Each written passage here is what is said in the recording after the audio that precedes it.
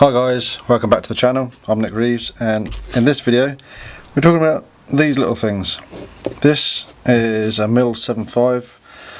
I'm not a Mills expert, I don't know if this is an original or not, but these are one of my favourite types of engines, little diesels. Now this one I got recently. The chap I got it from knows his engines. I've not seen it running, but he said it was a good runner. Apparently it flew in a Bowden Trophy model. It has got a little bit of damage to the tank area, and the Tommy bar on the top was broken, but I'm not too worried about that, which I'll come to in a minute. It also came with an RC carb as well. I'm not sure what brand this is. It could be Redfin, could be homemade, but it'd be good to have a Mills 7.5 that's RC. A bit of a novelty. You could have a Tomboy with a throttle in it, or any model powered by a little diesel. So my initial thought was just replace the Tommy bar and replace the tank assembly here, but then I thought to myself, well, I've got this one in my spares box. Now it might appear that this one is in much better condition, which I don't know if it is or not. I haven't run this one yet, but the big difference between this one hasn't got a crack in the crankcase. This one is cracked right in the end here, just in there. You probably can't see it, but there is a crack in there. And I only discovered this, I discovered it soon after I got the engine. When I was running it up, I couldn't figure out why it seemed to be out of balance. No, the prop seemed to be out of balance all the time. Gave it a good inspection, and I could actually see that the crank is, or the crankcase is moving in there. So what I'm planning on doing is, for testing initially, is taking this carb off and putting it on here, taking this Tommy bar and putting it on here, or if I can get the head off, putting this head on here complete with the Tommy bar. We're just going to see what's easiest. So first thing to do is going to be to strip the carb off, and if I can find my little adjustable spanner, let's see if we can take that off. The spanner's actually a bit big for this small scale engineering, but I should be able to get it. It shouldn't be too tight. Yeah, that's just cracked the nut there, and it just unscrews. There's just a lock nut on there, and that's it off. Looks all pretty good. Now what I'm going to do, so I'm going to try it on this less good looking one first, is just wrap it in a rag to get the swan necks onto it gently to see if it'll unscrew.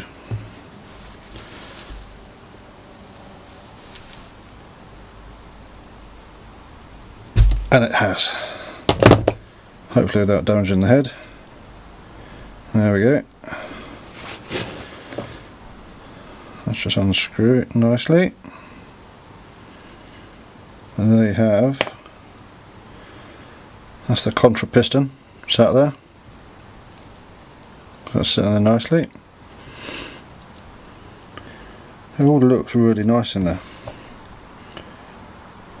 And the head, yeah, it's a bit dirty but still usable, but I like things to look nice, so take the nice one off. Actually I'll take the carb off this one first. Just a bit of persuasion with the lock nut.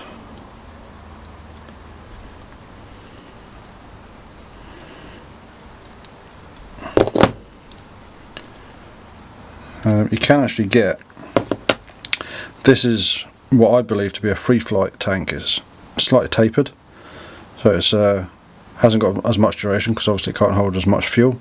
You can get a straight sided one which gives it just that little bit much more fuel, which you can use for an RC application. So that should go straight into there. Just check to make sure it does screw in. Yeah, that'll go in there nicely. when we come to need it, but I'll get the head put on first. So let's take the head off this one, complete with its tummy bar.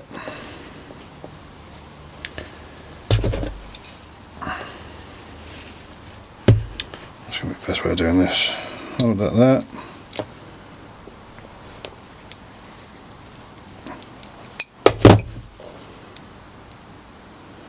That comes off nicely.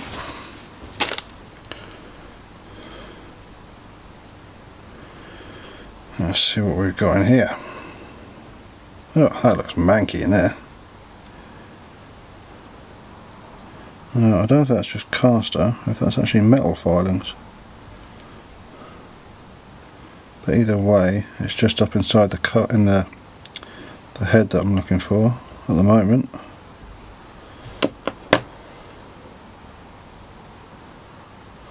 Might just give that a bit of a wipe out.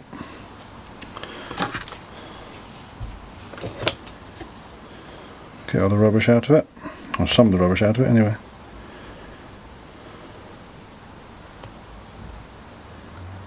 That's a bit better. Right, so that is going on to this one.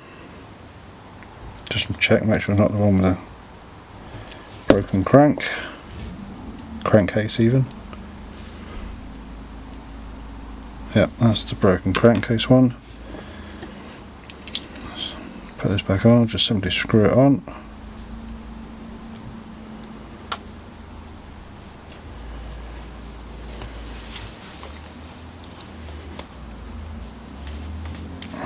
Right, once it's hand tight,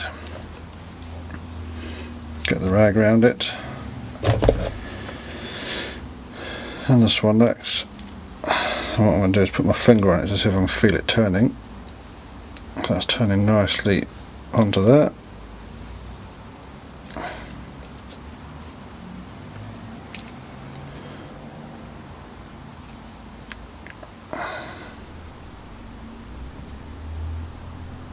I'll probably do that. These are little delicate engines, I'm not going to go overboard with trying to. I might actually have to wind that on a bit further because I don't know if I'll get the full compression I need on it. So let's see if we can tighten it a little bit more.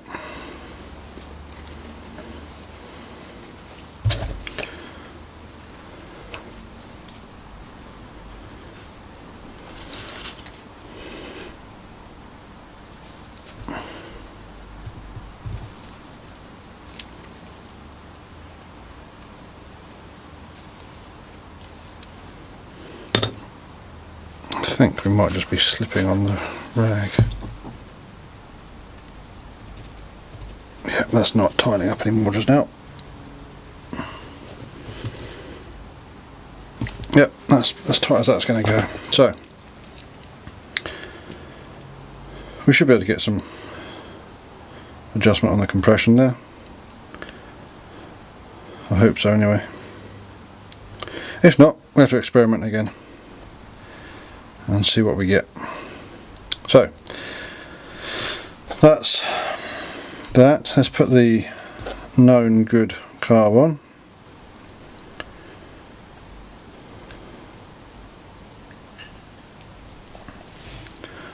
Just wind that on gently.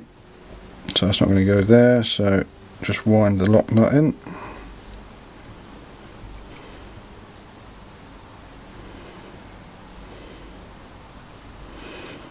Just to get it in the right orientation. That'll do for testing purposes. So now, theoretically, we've got a good engine. It's got the good looking head on it, although I suspect this one will clean up.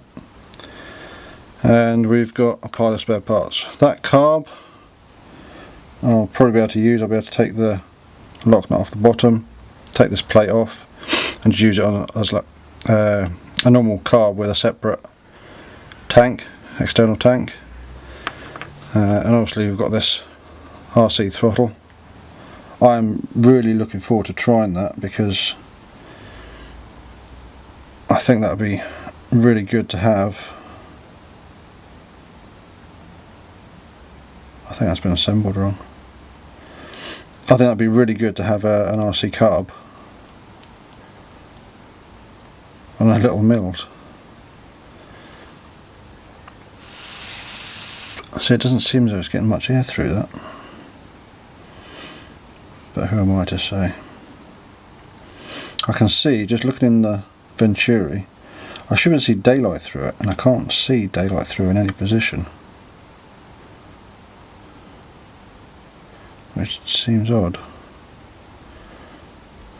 So I'm wondering if something's not quite right. Let's have a little look,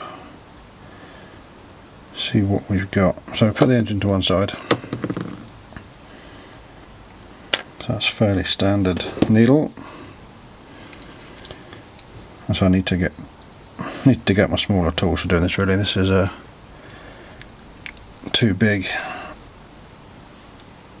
Yeah. What can I get on there? Let's just get a pair of long nose pliers, if I can find them. It's out here somewhere.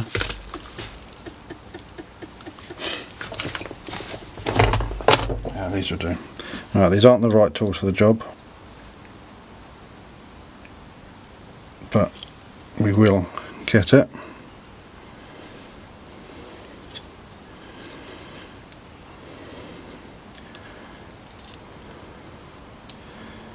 So that's it coming off. Still not coming off properly or easily.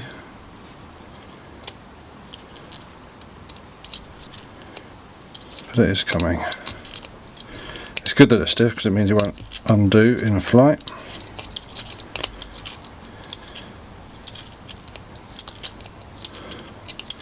No very good thing when your carb falls apart when you're flying. So I'm not going to take this all the way off, I'm just going to move it to the end so I can have a look.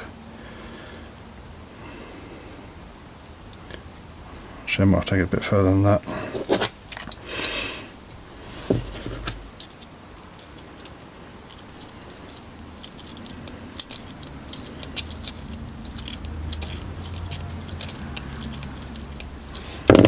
Right, let's see. See, that's just got a spray bar control.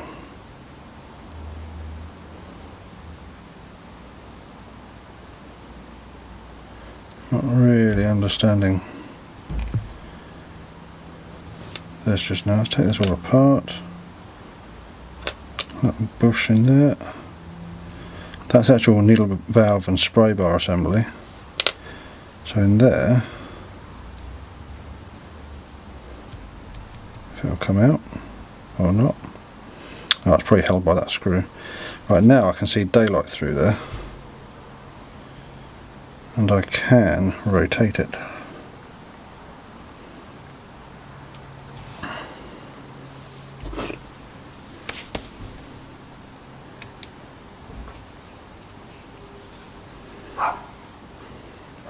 Okay. So what I need to do is set up the spray bar so that when it's fully open, when the spray bar is fully open, that hole there, that tiny little hole there, that's where the fuel gets sprayed out. Sorry, those two holes, they get sprayed out. So those two holes have got to be pointing down, I believe. So I need to mark which way they point. Let me get this right. Yeah. To mark which way they point, so they've got to point down. There's an air bleed there, so they have to go that way.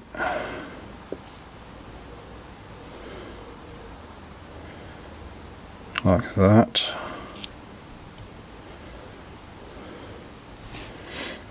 And then that goes on. Basically what I'm doing now is just putting it back together exactly how it came off.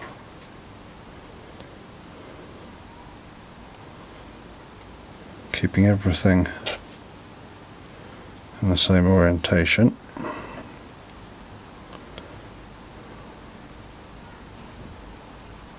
this time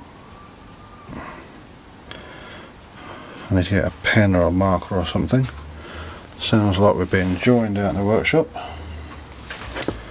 by a small child.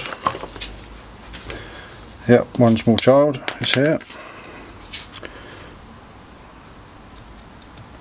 So if I'm just put a little mark on there, pen mark.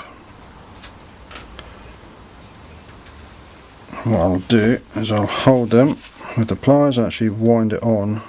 I'll hold that in the one position. Actually wind it on with the spanner so I'm not actually turning the spray bar.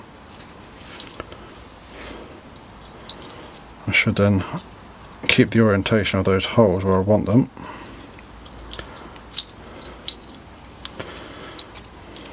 It's not the easiest thing to do when you're using the wrong tools.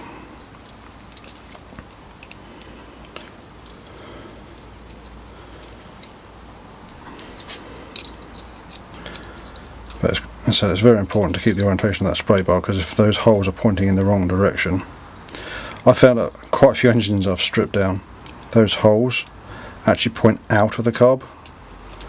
So when the engine's trying to run and suck fuel in, or should I say when there's pressure in the tank and it's trying to blow fuel in, it's actually blowing it straight out of the carb and not into the engine. And people can't understand why their engines don't run very well. So that was held that way. So to keep the orientation,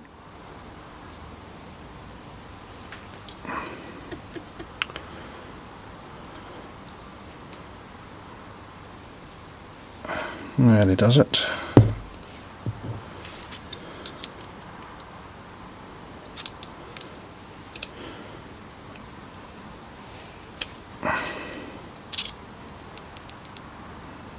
Right, so not quite sure if that's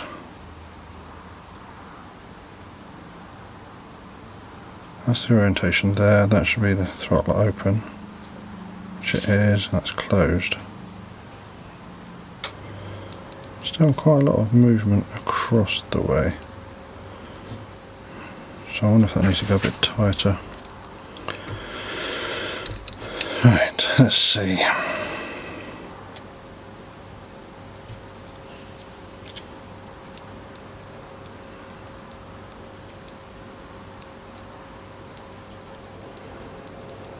Maybe not. Maybe that's just how it is.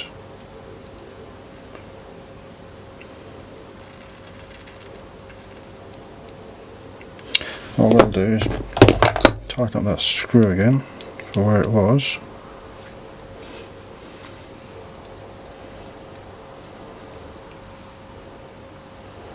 Really, in the grand scheme of things, I know already that this throttle is going to be more of a,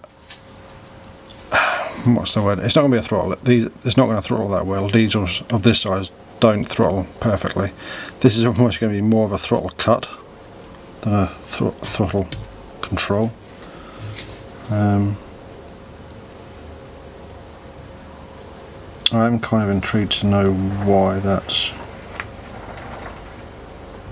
moving now. I think what I've done is I've actually put the spacers in the wrong way around. The big washer should have been against the body, and then the little one against the back of the throttle arm. But anyway, I can sort that out when I come to experiment with that.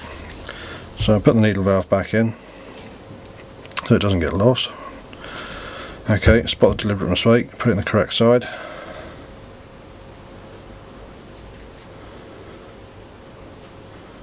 So that's all back together like that. Yeah, that's not meant to have that sort of movement. So I need to change these two parts around, which means taking that apart again. But again, I'll do that a bit later on. I'm just going to loosely put that head on there. So really they shouldn't screw on that easily, they should be a lot harder than that to screw on. So that's the spares engine, that's the good engine. And then the next part of this video, we'll get this mounted up and we'll give it a test run, see how it goes. Once it's happily running, we'll see what we're going to put it into. But for now, I'll catch you all in a bit.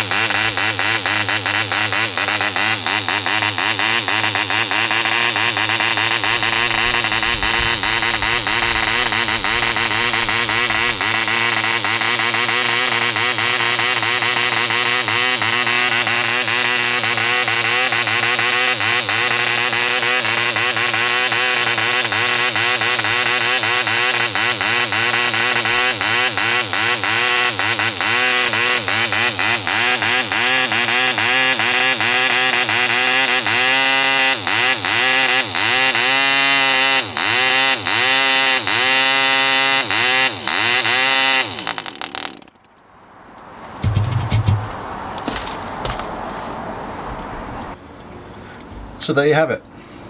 Mill 7.5, runs really well actually, almost too well. So this is a good little one, quite powerful. It's on a 7x4 prop. I might even try a slightly bigger prop because it likes to rev, this one. So yeah, I might try a bigger prop, keep the revs down a bit. So now I've just got to think about what to put it in. Yeah, all in all, good engine. So for now, put this away, give it the oil down, clean down, wrap it up, put it on in its box. Until next time, I'll see you again soon. Thanks for watching the video. Give us a thumbs up if you like what I've just shown you. Click on my face down here, you can subscribe, remember to tick the bell so you get notifications as to when new videos are put up. And down this side, there'll probably be some videos that you might also like to watch. Catch you next time.